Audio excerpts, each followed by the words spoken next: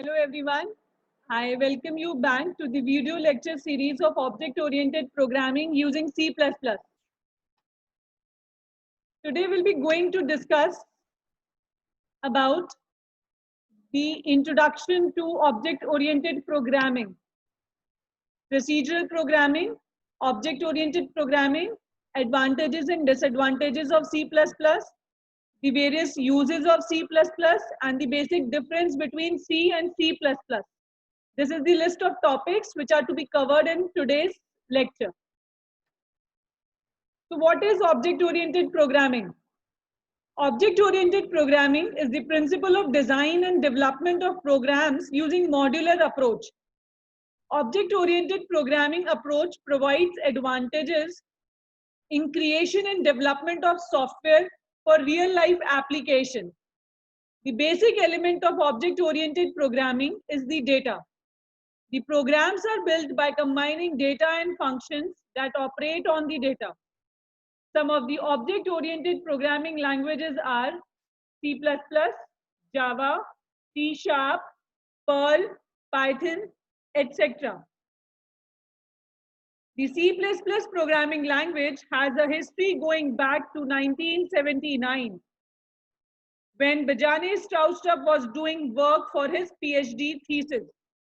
He began work on C with classes, which, as the name implies, was meant to be the superset of the C language. His goal was to add object-oriented programming into the C language, which was and still is a language well respected for its portability without sacrificing speed or low-level functionality. His language included classes, basic inheritance, inlining, default function arguments, and strong type checking in addition to all the features of the C language. The first C with classes compiler was called C front, which was derived from a C compiler called C pre, PRE. It was a program designed to translate C with classes code to ordinary C. In 1983, the name of the language was changed from C with classes to C++. The plus plus operator in the C language is an operator for incrementing a variable, which gives some insight into how Stroustrup regarded the language. Many new features were added around this time, the most notable of which are virtual functions, function overloading, references with the ampersand symbol, the constant keyword, and single line comments using the 2 forward slashes. In 1985, C++ was implemented as a commercial product. The language was not officially standardized yet. The language was updated again in 1989 to include protected and static members as well as an inheritance from several classes. In 1990, Turbo C++ was released as a commercial product.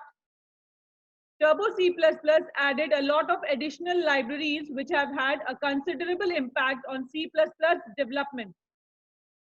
In 1998, the C++ Standards Committee published the first international standard for C++, ISO/IEC 14882:1998, which is informally known as C++ 98. The standard template library, which began its conceptual development in 1979, was also included. In 2003, the committee responded to multiple problems that were reported with their 1998 standard and revised it accordingly. The changed language was named C++ 03. In mid-2011, the new C++ standard, commonly known as C++ 11, was finished. The new features included regex support, a randomization library, a new C++ time library, atomic support, a standard threading library, a new for loop, syntax providing functionality similar to for loop in certain other languages, the auto keyword, new container classes, better support for unions and array initialization list, and variadic templates. So this was the brief history of C++. Now, what is procedural programming? The procedural programming focuses on processing of instructions in order to perform a desired computation. The top-down concepts of to decompose main function into lower-level components for modular coding purpose. Therefore, it emphasizes more on doing things like algorithms. This technique is used in a conventional programming language such as C and Pascal. A procedural language is a computer programming language that follows in order a set of commands. Example, C, Java, Fortran, etc. Procedural languages are some of the common types of programming languages used by script and software programmers. They make use of functions, conditional statements, and variables to create programs that allow a computer to calculate and display a desired output. Using a procedural language to create a program can be accomplished by using a program editor like Adobe Dreamweaver, Eclipse, or Microsoft Visual Studio. These editors help users develop programming code using one or more procedural languages, test the code, and fix bugs in the code. So this was about procedural language. Now, object-oriented programming. What object-oriented programming is? It is a concept that combines both data and functions that operate on that data into a single unit called the object. An object is a collection of set of data known as member data and the functions that operate on these data known as member functions. Object-oriented programming follows bottom-up design technique. Class is the major concept that plays important role in this approach. Class is a template that represents a group of objects which share common properties and relationships. It is a programming paradigm based on the concept of objects which contain data in the form of fields and code in the form of procedures, often known as methods. A feature of objects is an object's procedure that can access and often modify the data fields of the object with which they are associated. In object-oriented programming, computer programs are designed by making them out of objects that interact with one another. Object-oriented programming languages are diverse, but the most popular ones are class-based, meaning that objects are instances of classes which also determine their types. Many of the most widely used programming languages are multi-paradigm and they support object-oriented programming to a greater or lesser degree, typically in combination with imperative and procedural programming. Significant object-oriented languages include Java, C++, C#, JavaScript, PHP, Smalltalk, etc.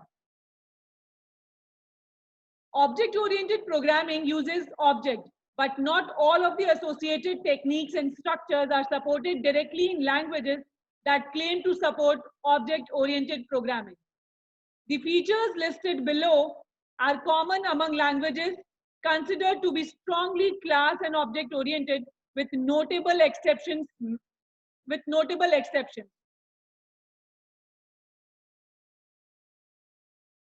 Number one, variables that can store information formatted in small number of built-in data types like integers and alphanumeric characters. They may include data structures like strings, lists, and hash tables that are either built-in or result from combining variables using memory pointers. Modular programming supports provide the ability to group procedures into files and modules for organizational purposes.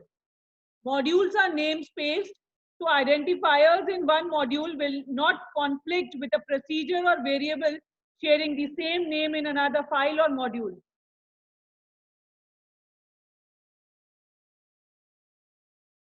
Objects are accessed somewhat like variables with complex internal structure. They provide a layer of abstraction which can be used to separate internal from external code. External code can use an object by calling a specific instance method with a certain set of input parameters, read an instance variable, or write to an instance variable. Objects are created by calling a special type of method in the class known as a constructor. A program may create many instances of the same class as it runs, which operate independently. This is an easy way for the same procedure to be used on different sets of data. Object-oriented programming that uses classes is sometimes called class-based programming, while prototype-based programming does not typically use classes. As a result, a significantly different yet analogous terminology is used to define the concept of objects and instance. In class-based languages, the classes are defined beforehand and the objects are instantiated based on the classes. In prototype-based languages, the objects are the primary entities. No classes even exist. The prototype of an object is just another object to which the object is linked. Every object has one prototype link. New objects can be created based on already existing objects chosen as their prototype. For example, you may call two different objects, apple and orange, a fruit. If the object fruit exists, both apple and orange have fruit as their prototype. I think class-based language and prototype-based language, they are clear to everyone. Now, next is the differences between the two languages. Procedural language, procedural programming type of a programming paradigm. Large programs are divided into smaller programs known as functions. Data is not hidden and can be accessed by external functions. It follows top-down approach. Data may communicate with each other through functions. Emphasis is on procedure rather than data. Object-oriented programming, it is being divided into objects. Data is hidden and cannot be accessed by external functions. It follows bottom-up approach in the program design. Objects may communicate with each other through functions. Emphasis is on data rather than procedure. Now, you must have heard the two terminologies before that was top-down and bottom-up. Let me first discuss what top-down and bottom-up approaches are in very brief. Top-down and bottom-up are both strategies of information processing and knowledge ordering used in the variety of fields, including software, humanistic, and scientific theories. In practice, they can be seen as a style of thinking, teaching, or leadership. A top-down approach is essentially the breaking down of a system to gain insight into its compositional subsystems in a reverse engineering fashion. Whereas a bottom-up approach is the piecing together of systems to give rise to more complex systems, thus making the original systems subsystems of the emergent system. I hope this is clear. In using bottom-up programming paradigm, we take the small modules and then build the entire program. And in top-down approach, we divide the entire program into small modules. That is, we have the whole program and then we divide it into small modules. Whereas in case of bottom-up programming approach, we have small modules. We combine them together to make a program. So next is the advantages of C++. C++ is relatively low level and is a systems programming language. It has a relatively clear and mature standard. Modular, reusability, and readability are some of the more advantages of C++. Now the disadvantages of C++, it emphasizes on instructions but not on data. It can be generally heavy. File size is generally heavy if not careful. Data is global and global data does not have security.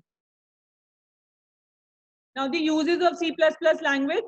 C++ is used by programmers to develop computer software. It is used to create general system software. It is used to build drivers for various computer devices. So today we have discussed regarding the advantages and disadvantages of C++. We have also discussed the various uses of C++ and what is the difference between procedural and object-oriented programming. There are other types of programming paradigms also, which I can brief. And we have also studied the brief history of C++. So what do you mean by firstly programming paradigm? A programming paradigm is a style or way of programming. Some languages make it easy to write in some paradigms, but not others. A paradigm is a way of doing something. So what are the different programming paradigms? Imperative, logical, functional, object-oriented, etc. These are the various programming paradigms. Imperative programming, it assumes that the computer can contain through environments of variables any changes in a computation process. Imperative paradigm most closely resembles the actual machine itself. Whereas functional paradigm views all subprograms as functions in the mathematical sense. Informally, they take in arguments and return a single solution. They are created based on the functional paradigm. Object-oriented, we have already discussed. Now let's see the difference between C and C++. You have already studied C in your first year. So we would be discussing the difference between the two most popular languages. C, as we all know, is a procedural language which follows top-down approach. Multiple declaration of global variables are allowed. C requires all the variables to be defined at the starting of the scope. In C, malloc, calloc functions are used for memory allocation, and free function is used to deallocate memory. Whereas when it comes to C++, it is a non-procedural object-oriented programming in which bottom-up approach is used, and multiple declaration of global variables are not allowed. Whereas in C it was allowed. C++ allows the declaration of variable anywhere in the scope, that is at time of its first use. In C++, new and delete operators are used for memory allocation and deallocation. So this was it. This was the brief introduction to object-oriented programming, the basic differences between the different programming paradigms, the basic difference between, there are more differences between C and C++.